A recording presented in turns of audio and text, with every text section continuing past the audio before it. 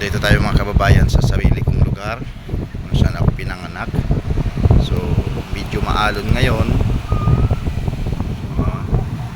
Pag ang hangin amihan, maalon talaga dito. So maganda talaga dito pag summer, lalo pag habagat yung hangin.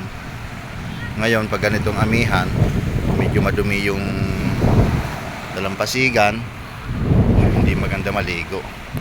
Kaya yung mga anak ko, hindi yung papigil, talagang kahit na hapon na, naligo pa rin daw sila.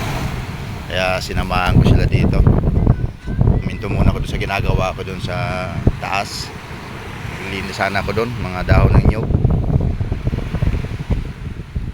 Pero hindi pwedeng hindi ko samahan yung mga bata. Yan sila, oh. So minsan lang kasi silang pumunta dito. Yan ang ate ko. Asawa ka ng picture din. So summer mga kababayan, maganda dito pumunta. So virgin place pa to, hindi pa gaano napupunta ng mga turista. Pero ngayon na medyo may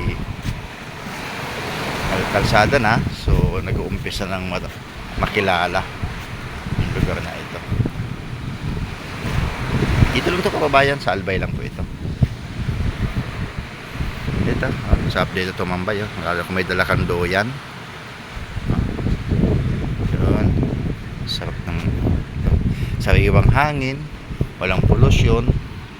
So mga aso dito malayong gumagala, pero hindi sila nakakatakot, mga bait sila.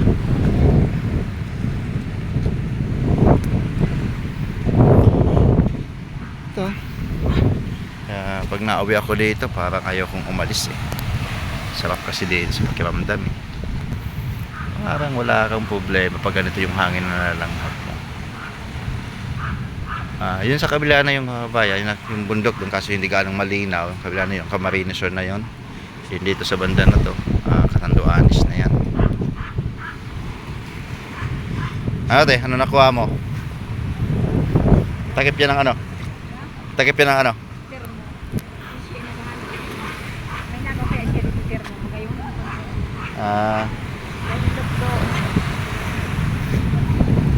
Minsan dami dito na nakita ko mga kahoy. Nung malilit pa kami, bata pa kami, itong lugar na to, kagubatan to na sa taas na yan.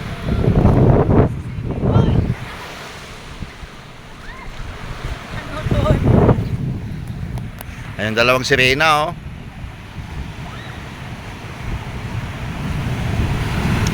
Oy, dalawang sirena, kaway-kaway kayo. Dalawang ayan, dalawang sirena.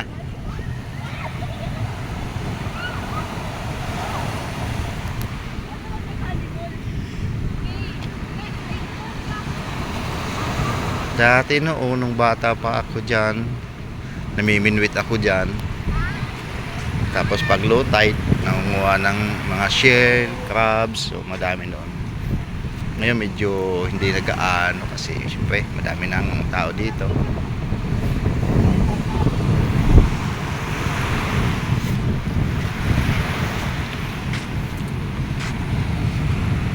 Ayun, yung may bangka sa guwang gamit.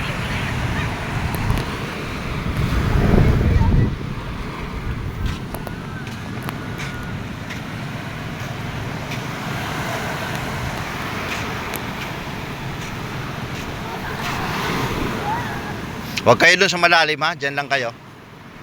Huwag kayo sa malalim.